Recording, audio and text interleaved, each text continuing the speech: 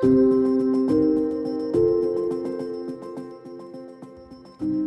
vient cette image de la Russie invincible qui continue à intimider l'Europe? Quelles étaient les défaites les plus remarquables de la Russie depuis le 19e siècle?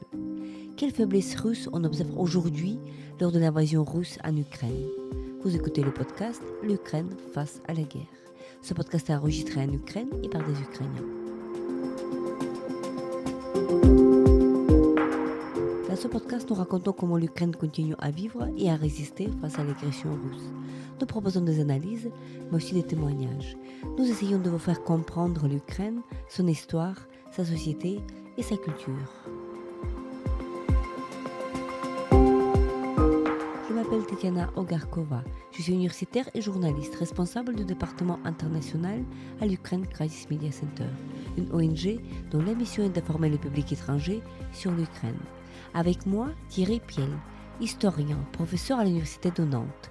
Thierry Piel se rendit en Ukraine pour une série de conférences à Kiev, Dnipro et Tchernigiv.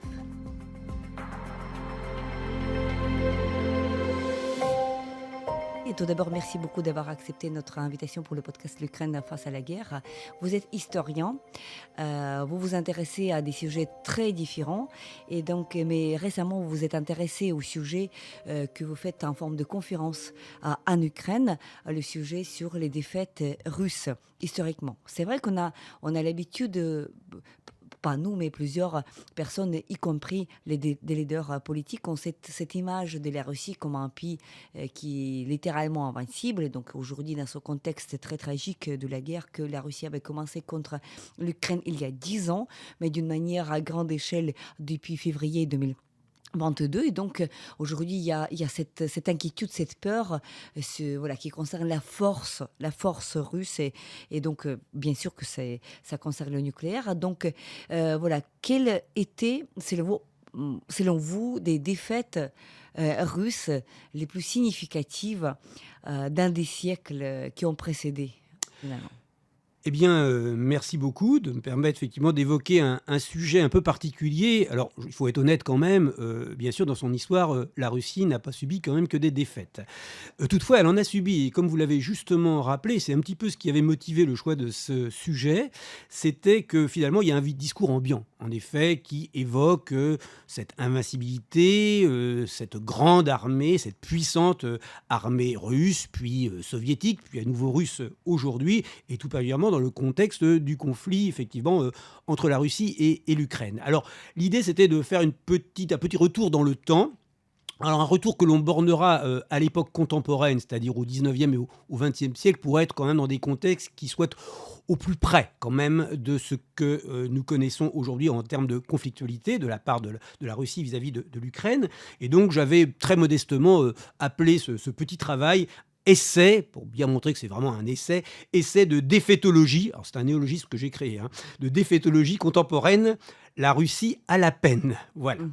Alors, on pourrait peut-être, pour introduire le sujet, rappeler effectivement que l'histoire de la Russie a été marquée par parfois des performances, mais aussi des contre-performances qui peuvent paraître étranges, d'autant plus que quand on regarde ce qu'étaient les effectifs des armées russes sur le papier, elles sont toujours considérables. En tout cas, depuis le XVIIIe siècle, depuis le grand essor effectivement de l'Empire russe, eh bien, on constate en effet que l'armée russe est capable d'aligner un nombre considérable de soldats et qu'on a l'impression effectivement d'une sorte de surpuissance humaine. Et c'est vrai que le nombre est quelque chose qui peut être important dans un affrontement militaire. Un petit commentaire tout de suite, c'est que donc cette capacité de mobiliser plusieurs soldats, c'est dû bien sûr à la population russe, n'est-ce pas, qui était, vous me corrigez si je me trompe, même historiquement aussi, elle était supérieure par rapport à la population d'autres États, n'est-ce pas? Ah, c'est l'État le plus peuplé d'Europe, clairement, à partir du XVIIIe siècle. Là-dessus, il y a pas de doute possible. C'est bien là-dessus que se base justement cette réflexion. Alors, je dirais que on peut tout de suite mettre un bémol à cela. Je citerai Lénine, qui d'ailleurs s'inscrivait dans un cadre tout à fait différent, qui disait à propos d'autre chose, mieux vaut moins, mais mieux. Alors, mieux vaut moins, mais mieux, c'est-à-dire qu'effectivement, une armée, d'abord, c'est sa qualité qui est importante avant le nombre. Et déjà, on a premier élément d'explication. Et je vais commencer peut-être par citer un contre-exemple, c'est celui justement de la Russie elle-même, qui, rappelons-le, après avoir subi moult défaites à l'époque de la Révolution et de l'Empire, c'est-à-dire en 1801, en 1805, Austerlitz, en 1806-7, eh bien, était toujours dans ce genre de situation, avec une armée qui était très supérieure à l'armée française, si j'ajoute en plus ses alliés. Et bizarrement, lors de l'affrontement suivant, 1812, eh bien pour la première fois, il faut le rappeler de son histoire, l'armée napoléonienne est la plus nombreuse, la fameuse Grande Armée. Et l'armée russe est donc inférieure. Et pourtant, la France va perdre. Va perdre, mais sans perdre une seule bataille. Ce qui montre qu'effectivement, eh bien, d'une part, ce n'est pas l'armée la plus nombreuse qui l'emporte forcément, et ce n'est pas non plus l'armée qui remporte le plus de batailles qui l'emporte forcément, effectivement. Comme l'a dit le général de Gaulle, on peut perdre une bataille et ne pas perdre la guerre, et ce fut le cas. Alors pour revenir sur le cas de la Russie, on pourrait dire que très souvent, et c'est les exemples que je vais évoquer avec vous, c'est un colosse qui paraît comme un colosse au pied d'argile. Donc sur le papier, effectivement, on a quelque chose de très impressionnant, mais avec des faiblesses d'ailleurs de diverses natures, qui peuvent être liées à l'armée elle-même, à son organisation, à ses modes de commandement, à son armement, mais aussi à ce qu'il y a derrière. Une armée ne fonctionne pas comme ça, suspendue dans l'air. Elle a besoin, bien sûr, de ressources. Il y a une logistique. Et cette logistique, elle est le fait d'équilibres économiques, d'équilibres sociaux, et également d'une gouvernance. Et c'est tout cela qui doit effectivement permettre, en effet, à une armée d'être efficace. Or, sur ce plan, justement, nous verrons que la Russie n'a pas toujours été à la hauteur, d'où certaines désillusions, vécues d'ailleurs comme des humiliations qui d'ailleurs souvent ont été, je dirais, à l'origine de conflits à venir. Et ça, c'est un point important. On remarque que souvent, la Russie n'a pas tiré toujours les véritables leçons qu'il convenait de tirer effectivement de ces situations dans lesquelles elle s'est trouvée en difficulté. Alors, j'ai retenu 4 moments historiques, ce qui est déjà beaucoup. Je vais essayer donc de tous les traiter dans le temps qui m'est imparti.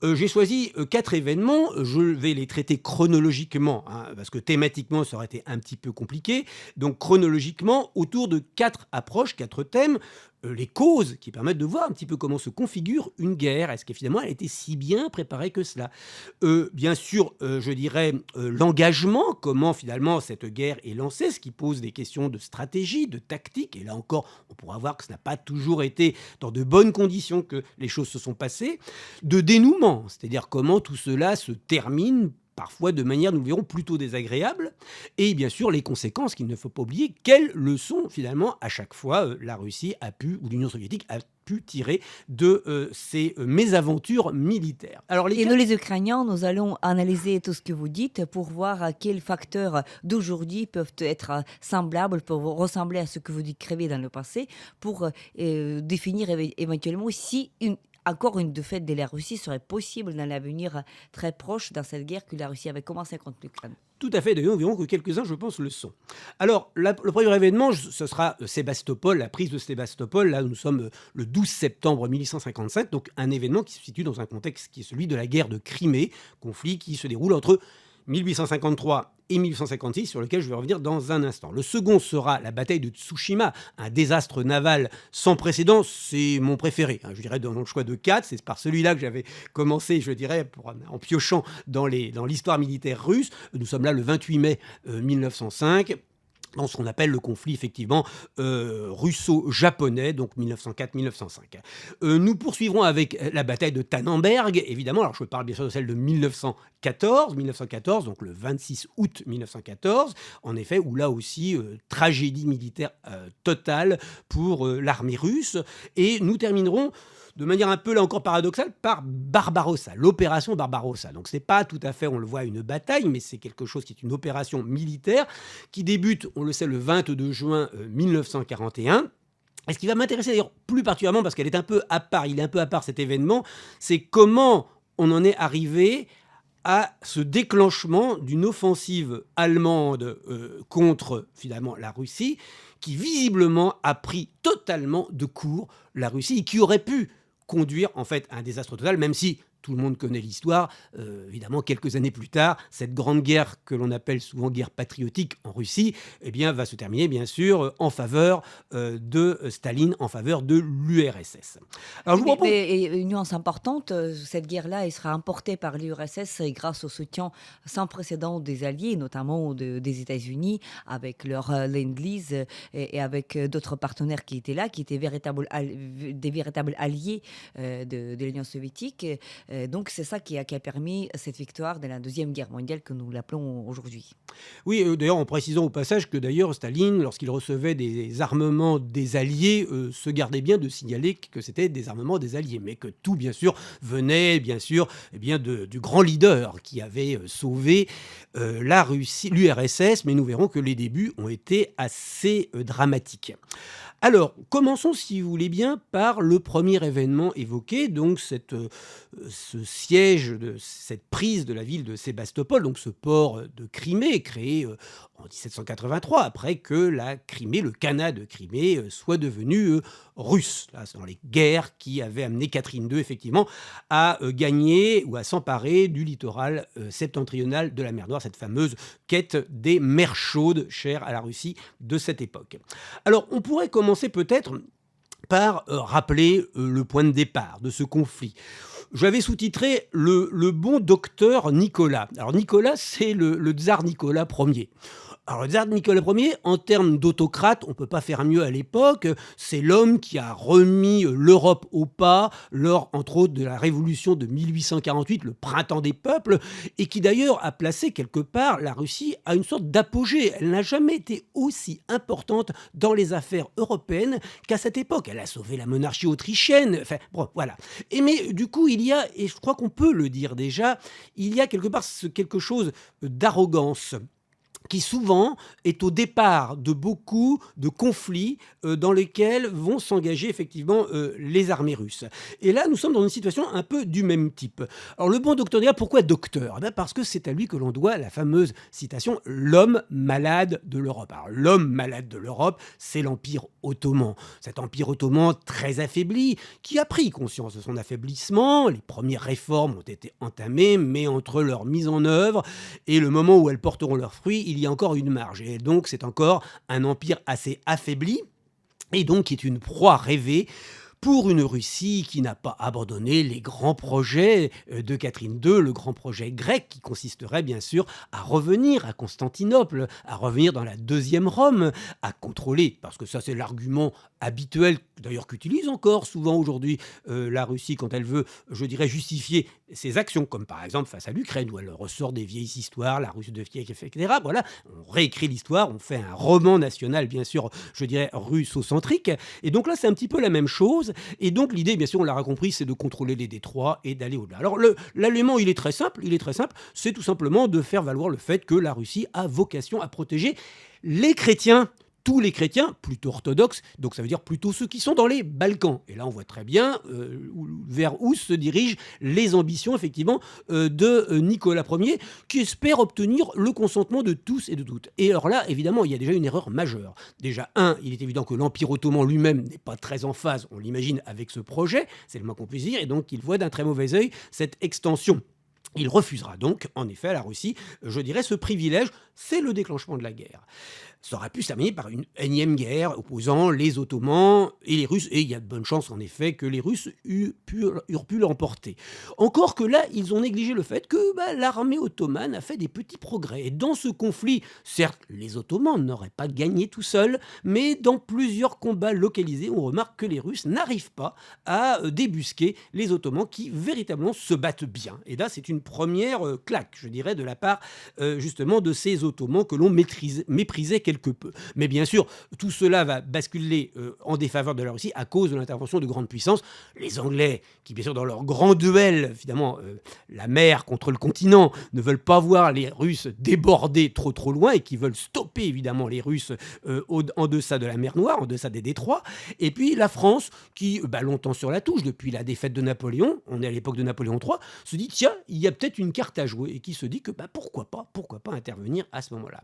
On a donc ces deux grandes puissances qui sont les deux principaux acteurs, je passe sur les petits acteurs qui interviendront au fil du combat, et qui vont donc venir en fait au secours de l'Empire ottoman qui, effectivement, aurait, je l'ai dit, succombé, surtout après que les Russes aient détruit la flotte ottomane dans le port de Sinope. Donc nous sommes encore en l'année 1853.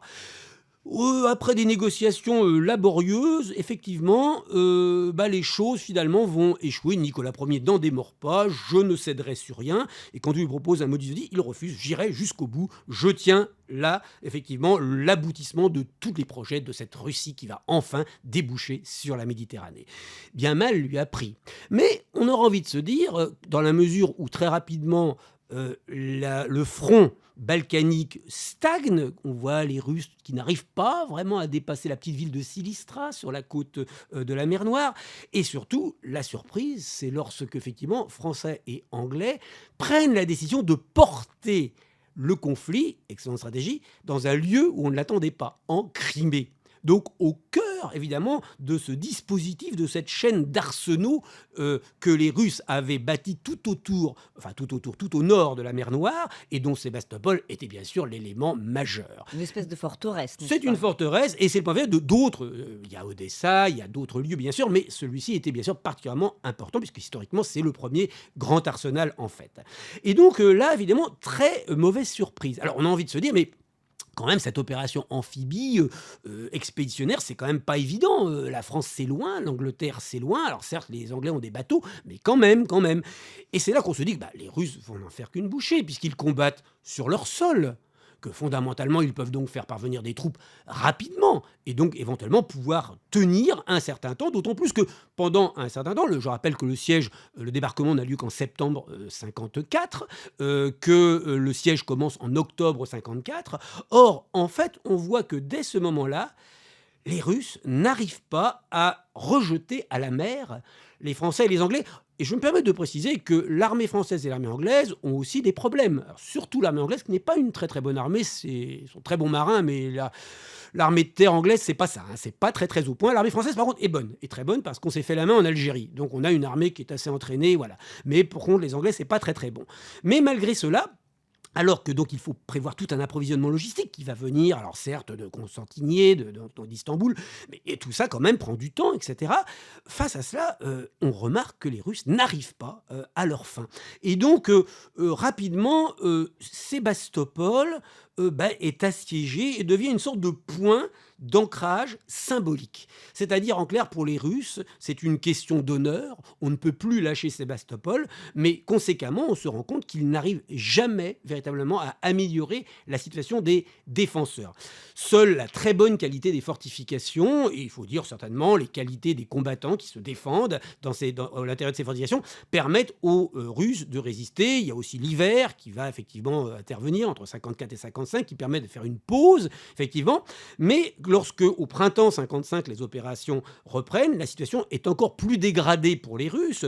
On a, et j'avais appelé ça justement les mémoires de Tolstoï, Léon Tolstoï, qui a combattu dans l'armée russe et qui raconte les officiers corrompus, le mépris du commandement par rapport aux soldats. Ce sont des éléments importants parce que cette armée russe qui n'arrive pas à ses fins, elle est aussi révélatrice d'une société qui est une société très inégalitaire, donc une société qui ne fonctionne pas dans une harmonie véritable. Donc des soldats mal formés, pas bien armés, mal approvisionnés.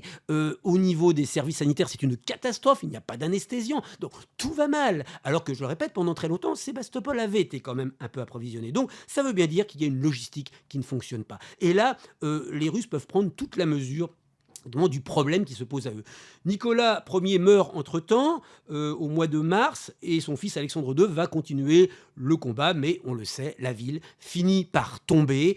C'est donc au mois de septembre, en effet, que les jeux sont faits. Alors la guerre, certes, va se prolonger encore un peu, mais on remarque là encore, et là nous sortons un petit peu de la Crimée, que pendant le même temps, les Anglais et les Français bombardent à peu près sans problème tous les ports de la mer Noire sans aucune difficulté. Ils vont même intervenir en Baltique. On les trouve même, bon, ça sera moins réussi de ce côté-là, jusque du côté de Petropavlov, c'est-à-dire du côté de Bering. Et on voit effectivement une Russie incapable finalement de déployer une stratégie gagnante. Donc vous l'avez compris, l'isolement total dans lequel se retrouve la Russie fait que rapidement, ils vont être obligés de signer contre leur gré. Évidemment, un traité très défavorable. Les Autrichiens, qui eux aussi ont des visées sur les Balkans, ne veulent pas que les Russes aillent de ce côté-là. Donc, ils étaient très tôt venus dans une sorte de neutralité bienveillante vis-à-vis des Français et des Anglais. Même la Suède était rentrée en guerre, se disant, tiens, il y a peut-être l'occasion de rejouer quelque chose. Bref, ils sont totalement isolés. Donc c'est un effondrement, il faut le dire aussi, diplomatique. La Russie perd pied à ce moment-là, et vous savez qu'elle est interdite de séjour à la suite de cette bataille, de cette guerre, le 30 mars 1856, traité de Paris, dans la mer Noire, interdit de naviguer dans la mer Noire, et ils perdent le contrôle du Danube qui est neutralisé. Donc c'est un recul qui ne va pas durer très longtemps, mais Et un dans le recul quand contexte, même et important. dans le contexte actuel d'aujourd'hui, il est important de souligner que les Crimées, dans cet imaginaire, dans cette perception russe, est associée à cette défaite, comme vous l'avez bien décrit, une défaite écrasante. Et donc la Crimée, c'est aussi un symptôme de traumatisme important historiquement, et non pas seulement comme essaie de dire aujourd'hui que la Crimée, c'est une forteresse, la Crimée, c'est sacré, etc. Donc la Crimée, c'est lié à ce traumatisme historique chez les Russes. Mais passons à cet autre épisode, ce deuxième épisode que vous avez évoqué, de la guerre russo-japonaise. Donc, votre épisode préféré, qu'est-ce que s'est-il passé exactement? Alors, la bataille de Tsushima, c'est quelque chose d'assez étonnant, il faut bien le dire. Je crois qu'en termes d'incohérence stratégique, on a rarement fait mieux dans l'histoire militaire. Au départ, c'est quoi l'histoire? L'histoire, c'est l'histoire de deux impérialismes, il faut le dire, qui se rencontrent. Alors les Russes, évidemment, qui, nous sommes à la fin du 19e siècle, donc sont en train de gagner du terrain, cette fois-ci du côté du Pacifique. Leur problème, on le sait, puisque le Pacifique, ils l'ont atteint depuis le XVIIe siècle, mais dans des zones, des latitudes très septentrionales, et donc des mers qui sont gelées. Alors, déjà en 1860, il y a eu un premier traité, le traité d'Aïgoun, qui leur a permis, face à une Chine déclinante et obligée de céder à la pression russe, de récupérer une sorte de quasi-contrôle du nord de la Mandchourie et de s'installer donc à Vladivostok, le grand port qui naît donc à ce moment-là, cette porte de l'Orient, pour traduire ce que signifie ce port. Bon. Mais ça ne suffit pas, parce que Vladivostok, il y a quand même des glaçons de temps en temps, et donc voilà. Donc, pourquoi ne pas aller chercher plus au sud? Et là, il y a une conjoncture qui va apparaître comme probablement, je dirais, potentiellement bonne pour eux. C'est quoi? Eh bien, en fait, c'est une affaire qui commence avec les Japonais. Alors, sans rentrer dans les détails, je rappelle que le Japon, qui au départ est un petit peu dans une situation délicate, comme l'est la Chine ou la Corée, face aux impérialismes européens, dont russe évidemment, le Japon, lui, a choisi de carrément prendre le taureau par les cornes. C'est bien sûr l'ère Meiji, 1868, l'empereur Mutsuhito qui renverse le vieux shogunat et qui décide de moderniser le Japon. Et ça marche plutôt bien. D'abord, il crée, je dirais, un rapport de force qui aboutit à un partage de la péninsule de Corée en termes de dominion entre la Chine, qui en était la suzeraine traditionnelle depuis des siècles, et donc le Japon. C'est chose faite par le traité de Ganghwa 76 et un autre traité signé en 1882. Là-dessus, en 1894-15, conflit entre la Chine et le Japon, ça ne pouvait pas ne pas arriver, et victoire écrasante du Japon, que les Russes auraient dû analyser de plus près. L'armée chinoise, c'est le nombre. On retrouve une même problématique, c'est le nombre. Les Japonais, ils ne sont pas très nombreux à l'époque. Mais alors, moderniser une flotte à la française, une infanterie à l'allemande, et c'est un massacre. Ils sont écrasés. Les Chinois sont totalement écrasés. Là-dessus, évidemment, les Chinois sont endettés, sont vaincus, tout va mal. Ils cherchent à se refaire une santé. Et ils trouvent une oreille bienveillante, celle de la Russie. Un petit deal pourrait être intéressant. Aidez-nous à nous sortir de là. Et grâce à cela, les Japonais vont se voir confisquer une partie des avantages qu'ils avaient obtenus par le traité de Shimonoseki, signé à l'issue du conflit qui les avait opposés à la Chine. Et entre autres, cet avantage, c'est le contrôle de la péninsule de Liaodong, au nord de la Corée, mais ce n'est pas en Corée, c'est en Chine, avec Port Arthur, le fameux port, modernisé depuis peu, dont, bien sûr, les Russes, ça les intéressait énormément. Un Vladivostok sans glaçons. Exactement ce qu'il leur fallait. Et donc, c'est comme ça que le drame va se nouer, quelque part. Les Russes, forts, je dirais, de leur ascendant, créent des trains pour gagner cette région, etc., épongent les dettes de la Chine, grâce aux emprunts français, d'ailleurs, au passage, les fameux emprunts russes, et tout va bien, et ils refusent, bien sûr, de retirer leurs troupes. Les Japonais sont furieux. On leur a volé leur victoire. Mais je cite les termes bien sûr de l'époque, pour les Russes, les Japonais ne sont que des macaques. Ce sont des petits hommes jaunes sans intérêt que l'on va écraser rapidement. En plus, il se trouve que la Russie, à l'époque, il faut quand même le dire, est dans une situation un peu délicate parce qu'à l'intérieur du pays, ça bouge. Il y a eu des crises économiques graves, on le sait, les mouvements révolutionnaires sont en plein essor, et donc il s'agit de trouver, et ça c'est un vieux truc de la Russie, bien entendu, et plus tard peut-être de l'URSS aussi, c'est de trouver bien sûr sur la politique extérieure, je dirais un défouloir quand on ne peut pas régler les problèmes de politique intérieure. Créons une sorte d'engouement patriotique pour éliminer tous les petits problèmes internes. Et donc il y avait un peu de ça aussi. Mais il y avait aussi cette suffisance, cette morgue absolue qu'on allait ne faire qu'une bouchée. On connaît la suite. La guerre éclate donc le mois de février 1904. Port-Arthur est quasiment immédiatement assiégé. Les Russes sont incapables, là encore, de débloquer les choses. Et c'est un peu le même phénomène qu'à Sébastopol. La logistique. Le transsibérien, c'est bien, mais c'est une voie ferrée. Vous imaginez ce qu'a dû être l'approvisionnement, effectivement, des contrées orientales de l'Empire. Donc, rapidement, les contrées orientales sont asphyxiées et les Japonais ont l'ascendant.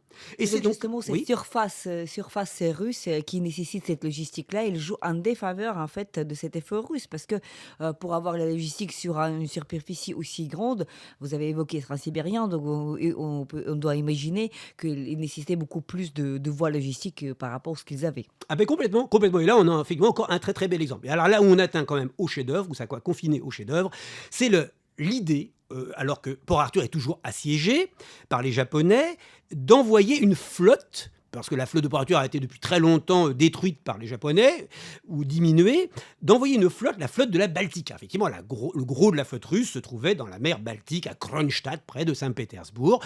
Je vous laisse imaginer ce que ça veut dire. Ça veut dire 35 000 kilomètres pour gagner effectivement le détroit de Tsushima entre le Japon et la Corée. 35 000 kilomètres alors que les Russes n'ont aucune colonie, aucun point d'appui. Heureusement, ils sont alliés avec la France. Les Français leur permettront de récupérer du charbon. Mais enfin, pas partout. Si bien qu'il y avait du charbon qui traînait sur les ponts des navires. Enfin, un truc du grand n'importe quoi.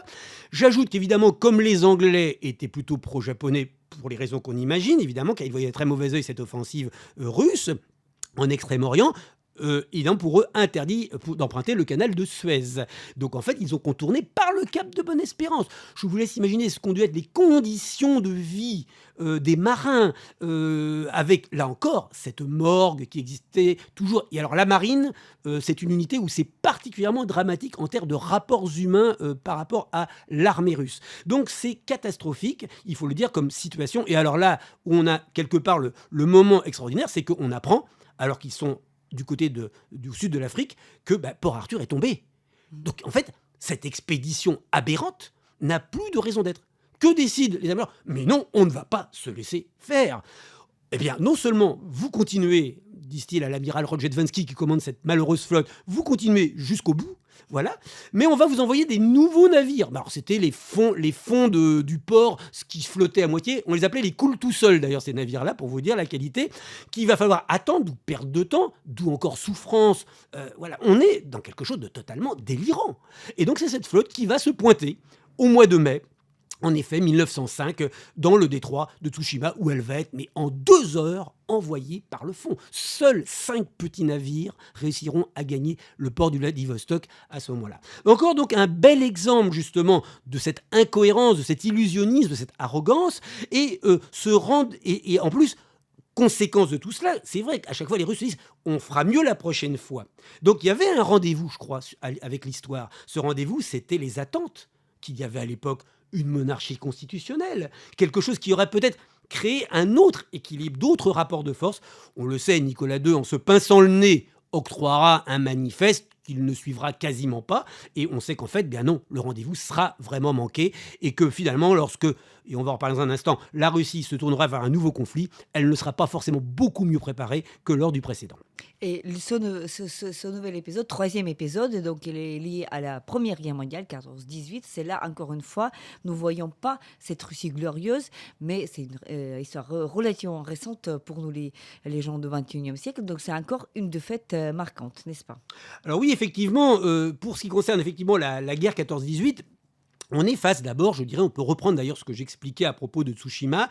On a, je pense, d'abord une sorte de thérapie. C'est-à-dire, il s'agit de trouver un dérivatif, une sorte de faire une diversion par rapport aux problèmes internes. Comme nous l'avons dit, Nicolas II, fondamentalement, a verrouillé ce qui aurait été l'évolution naturelle vers une monarchie constitutionnelle. Elle n'a pas eu lieu. La Douma est un lieu de parole, de prise de parole, mais ce n'est pas autre chose.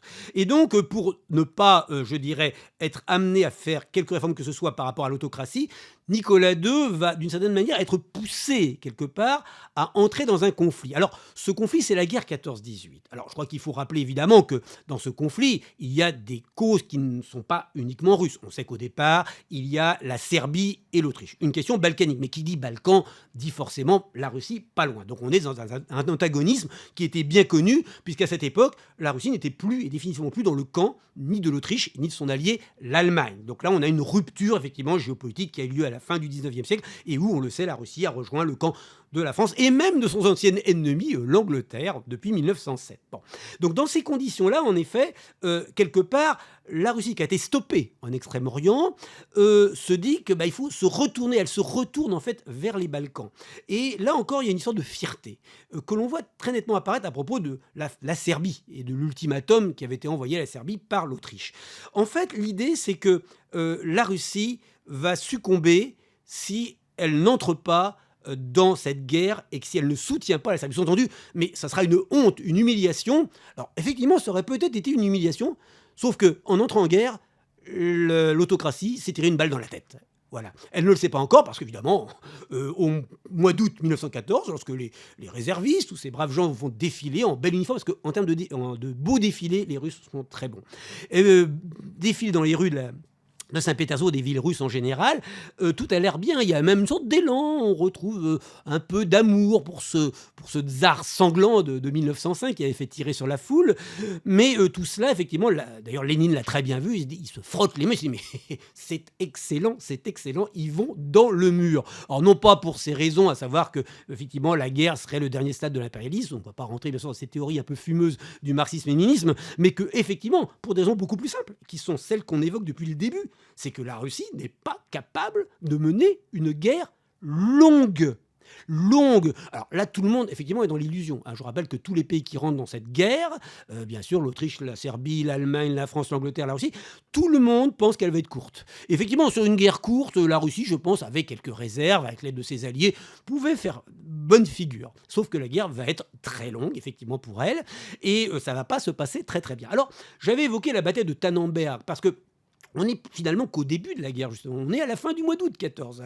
Les Russes, d'ailleurs, ont mobilisé très très vite, il faut le dire. Ça, c'est un petit progrès, parce qu'il y a quand même une petite amélioration du fonctionnement de l'armée russe. Mais il y a plein de choses qui n'ont pas été bien menées, effectivement. Et entre autres, l'entraînement des hommes, la formation, ça pêche encore beaucoup. Et puis, je sais bien que le servage a été aboli par Alexandre II, mais on est à mi-chemin. C'est un monde qui n'a pas su rompre, finalement, avec ses archaïsmes. Et donc, la société russe n'est pas une société qui, comme par exemple la société française, va, je dirais, accepter plutôt bon gré, mal gré. Il ne faut pas tomber dans l'idée qu'il y avait un enthousiasme, tout le monde est parti à la guerre, la fleur au fusil. Personne n'est parti à la guerre, la fleur au fusil, mais quand même, il y a la volonté de défendre la patrie. Chez les Russes, chez le moudjik russe, voilà. En plus, les équipements ne sont pas là. Il n'y a pas un fusil par soldat. Il faut quand même le rappeler. Donc, il y a plein de problèmes. Donc, là aussi, sur le papier, une masse de soldats énorme.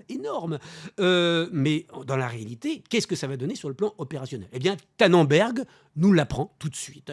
Tannenberg, c'est un beau spectacle de cavalerie. On dirait, je dirais, l'art équestre dans toute sa splendeur, et dans lequel, effectivement, la cavalerie russe excellait, avec ses divisions de Cosaques et compagnie, qui chargent des armes automatiques, qui chargent des mitrailleuses, effectivement. Donc il y a une sorte d'inconséquence tactique, parce que là on est dans le domaine de la tactique, qui évidemment fait dire, et peut nous faire dire, que les Russes ont une guerre de retard, qu'ils n'ont pas pris la mesure effectivement de ce qui se passait et ce qui va devoir être pour eux l'obligation de demander aux alliés de se fournir, mais bon, par la mer Blanche quand tout n'est pas gelé, et on tentera par la mer Noire, mais comme l'Empire ottoman est entré en guerre aux côtés de l'Allemagne, voilà, ça va bloquer de ce côté-là, ce qui ne pas arranger la situation.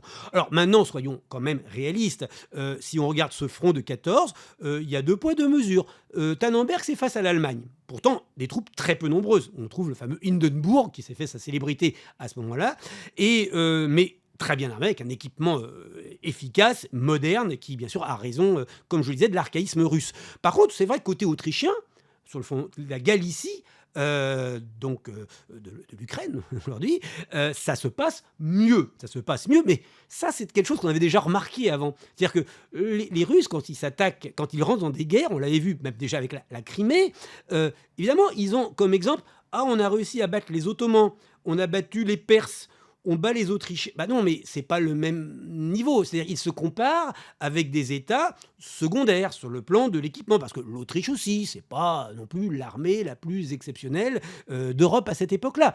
Et donc là encore, c'est cette mauvaise surprise qui attend effectivement les Russes dans cette affaire-là. Alors, sans entrer dans le détail, puisqu'on sait que par la suite, avec des hauts et des bas, dans l'ensemble, les choses tournent mal, hein, il y a un retrait. Alors, ce qui sauve, il faut le dire aussi, la Russie, c'est sa profondeur stratégique. C'est-à-dire qu'effectivement, elle perd beaucoup de terrain, mais elle peut reculer, et elle recule. Toutefois, il y a quand même une désagrégation interne, une armée qui est de moins en moins capable de faire face, et puis surtout derrière, un pays qui ne suit plus, une économie qui ne suit plus, parce qu'on est dans une économie de guerre.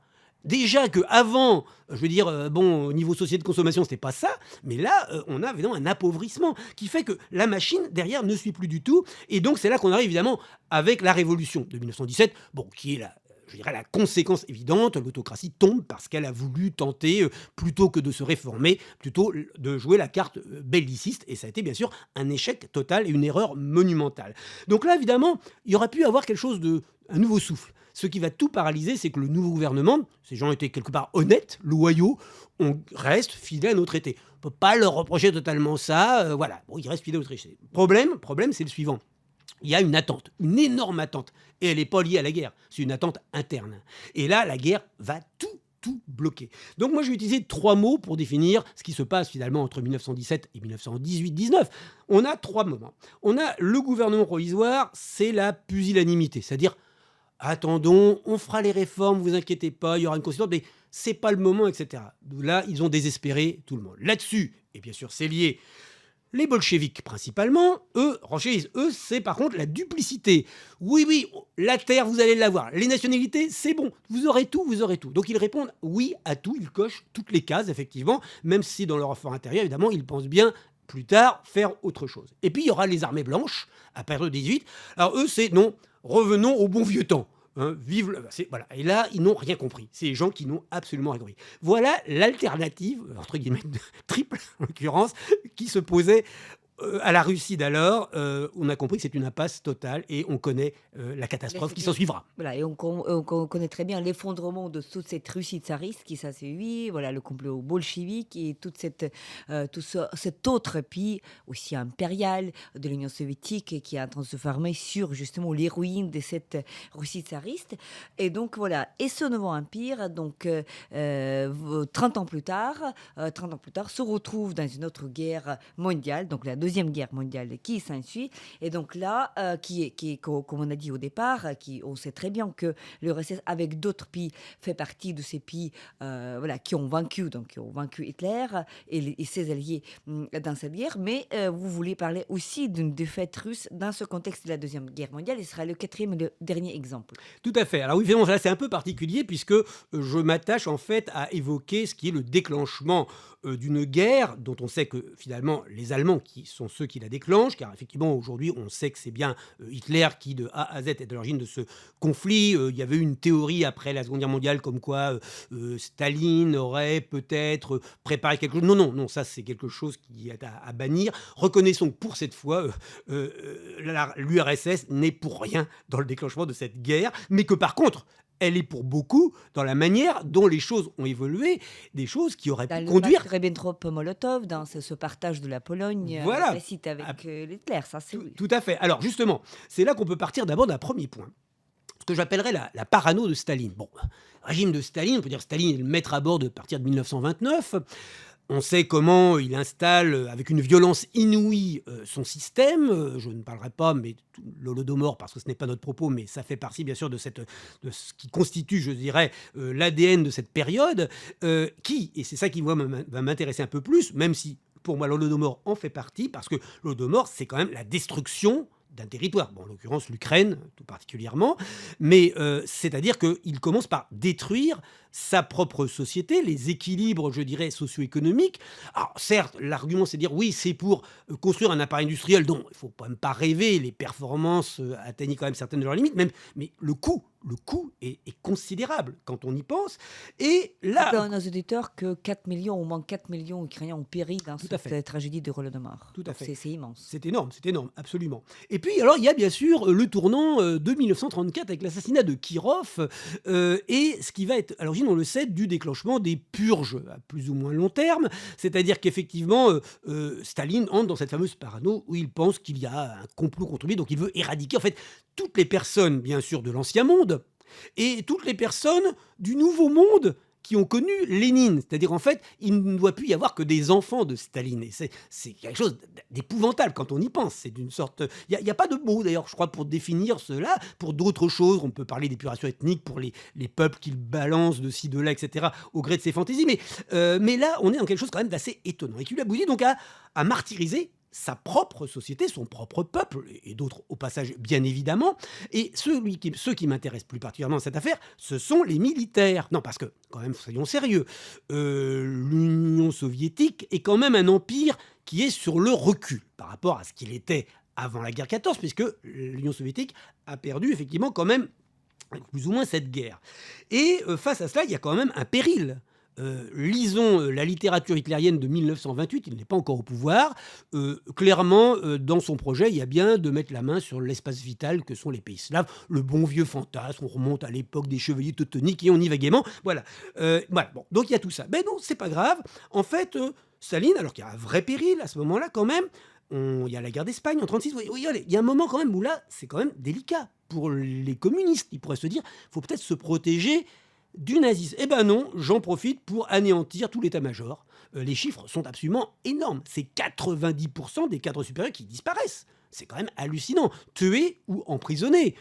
À tel point d'ailleurs qu'ils seront obligés d'en rappeler à l'approche justement de l'opération Barbarossa, à l'approche de l'entrée en guerre d'Hitler contre l'Union soviétique. On connaît la fameuse histoire de Rokossovski, cet ancien officier supérieur, ancien colonel, ou général, balancé dans un camp, à qui on annonce en 1941 mon général, vous êtes rappelé alors qu'il est en train de laver ses chaussettes. Enfin voilà, tenter de sauver les quelques-uns qu'il n'a pas liquidés. Bon, on a donc cette espèce d'aveuglement total, idéologique, qui l'aboutit à faire la table rase autour de lui, alors qu'il y a un vrai péril autour de lui. Et telle est la situation dans laquelle il se trouve. Si bien que, effectivement, lorsqu'on approche de 1939, un moment où Hitler est en pleine expansion, où, il faut le dire, les démocraties occidentales n'ont pas un rôle, je dirais, très heureux. On rappellera bien sûr le déshonneur et la honte évoquée par Churchill par rapport à la guerre, auquel on croit avoir échappé, mais auquel on ne va pas échapper. Effectivement, c'était lors des accords de Munich de 1938. Donc évidemment, ce lâchage total de la Tchécoslovaquie est une catastrophe.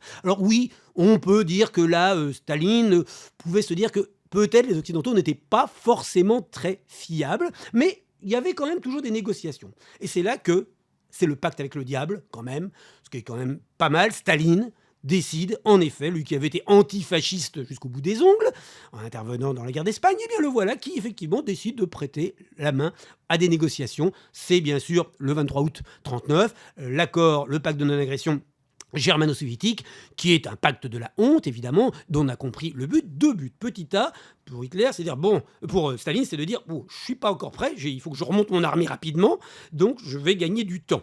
Et donc, je vais livrer en pâture à Hitler, à la Pologne. Petit 2, ça me permet, moi, de récupérer, effectivement, les territoires que j'ai perdus, que la Russie avait perdus, effectivement, lors de la Première Guerre mondiale. Et c'est ce qui se passe, effectivement, avec la Pologne, avec les pays baltes, évidemment, avec la Bessarabie. Et n'oublions pas, effectivement, la tentative d'OPA sur la Finlande, qui, d'ailleurs, ne se passe pas très bien. Et là, même Hitler, lui, ça lui a mis la puce. Il s'est dit, ah, mais en fait, oui, je pense que l'Union soviétique, on peut les avoir assez rapidement parce qu'ils n'ont vraiment pas été bons. Parce que, et pour cause, l'armée qui va affronter Hitler n'est pas encore bien commandée, est mal formée, est mal organisée. Donc elle part avec une série de handicaps considérables, il faut le dire. Mais là où c'est quand même étonnant, car le pacte de non-agression c'est 1939, entre 39 et 41, il y a 2 années. Que se passe-t-il pendant ces 2 années? Eh bien pendant ces 2 années, Staline, alors que Hitler met la main sur la Bulgarie, sur la Yougoslavie, là on est en 41, janvier 41 pour la première date, pour le premier événement, et avril 41 pour le second, que pendant ce temps-là, on continue à fournir du pétrole, du blé, c'est extraordinaire. Je me permets de lire un petit texte de Staline de mai 1941. Mettez-vous bien dans le crâne que l'Allemagne ne prendra jamais d'elle-même l'initiative d'attaquer la Russie. Si vous provoquez les Allemands à la frontière, si vous déplacez des forces sans notre permission, ne perdez pas de vue que des têtes tomberont. Je peux vous dire que les officiers soviétiques qui ont entendu ça, ils ont joué calme plat, pas question d'aller... voilà. Et là, c'est aussi le système d'un Staline dans sa tour d'ivoire, à qui on fournit plein d'informations. Winston Churchill lui dit, mais alors dit, non, les Anglais c'est un piège, c'est parce que l'Angleterre est encore en conflit avec l'Allemagne, donc elle aura intérêt à... Voilà. Donc non, alors que non. La bataille d'Angleterre est terminée à ce moment-là, effectivement. Et même les propres espions russes, on connaît Richard Sorge, évidemment, qui était implanté à l'ambassade, effectivement, allemande, donc à Istanbul. Non, il ne veut croire personne. Et alors, c'est Zhukov, qui donc est le grand maître de la réforme, effectivement, militaire, qu'il a quand même commencé à entamer. Il reprend même des choses qu'il avait abandonnées, c'est-à-dire la combinaison tank-avion qu'il avait laissé de côté. Bref, mais tout ça, c'est sur le tard. En plus, il n'a pas fortifié les nouvelles frontières, acquises en 40. Bon, il y a plein de choses qui pêchent. Eh bien, ces généraux, bien sûr, sont très prudents. Alors, qu'est-ce qu'ils font? Eh bien, il y a une contradiction totale. Et là, c'est le point d'orgue. Le point d'orgue, c'est le suivant. Voilà. Staline leur dit, oui, soyez quand même sur le pied de guerre. Sous-entendu, voilà, vous mettez les troupes sur la frontière. Bon, ok. Mais attention, je ne veux voir, ce que disait le texte, vous ne touchez absolument pas aux gâchettes. Vous ne faites rien qui puisse être pris pour une provocation. Là, c'est grandiose. Donc, vous mettez une armée, en fait, dans un état d'être complètement, détruite par une attaque surprise, parce que c'est bien ce qui va se passer, car le 22 juin, à 3h30 du matin, en effet, bombardement, tapis de bombes, les aérodromes tous détruits, tout est détruit, effectivement, et à ce moment-là, effectivement, l'armée russe est totalement anéantie. En une semaine, l'armée allemande a progressé de 300 km. Pendant plusieurs jours, Staline est atterré. Il est enfermé. Il faut attendre le 3 juillet pour qu'il prenne le micro pour tenter de remonter le moral des Russes. Alors, soyons clairs. On sait comment tout cela s'est terminé. Heureusement, Hitler est un mauvais stratège. Il a voulu prendre le pas sur ses maréchaux. Il a commis des erreurs et on le sait. Il n'atteindra ni Saint-Pétersbourg, ni Moscou, ni la Volga. Mais c'est là une autre histoire. Oui. Merci beaucoup Thierry pour ces exposés, pour ces 4 cas de figure qui résument en quelque sorte les faiblesses que puisse avoir cette immense armée russe, les problèmes de la logistique, d'autres problèmes qui sont liés à cet imaginaire, donc l'absence de la rationalité en quelque sorte dans le planning des opérations militaires. Tout ceci joue en défaveur de cette grandeur de l'armée russe et qui explique plusieurs défaites importantes dans le passé, qu'on parle du 19e siècle, qu'on parle du 20e siècle. Et donc, dans cette grande invasion russe que nous avons constatée ici en Ukraine, les problèmes de la logistique, le planning qui grandiose, qui n'avait pas d'effectifs pour en arriver là, c'est-à-dire, vous avez évoqué vous-même que les Russes sont très bien pour faire les parades, mais finalement, c'est pas toujours qu'ils arrivent à des victoires. Tout ceci peut se répéter et nous l'espérons, nous les Ukrainiens, nous l'espérons aussi au XXIe siècle face à l'armée ukrainienne et bien sûr soutenue par les partenaires de l'Ukraine, dont la France. Merci beaucoup Thierry.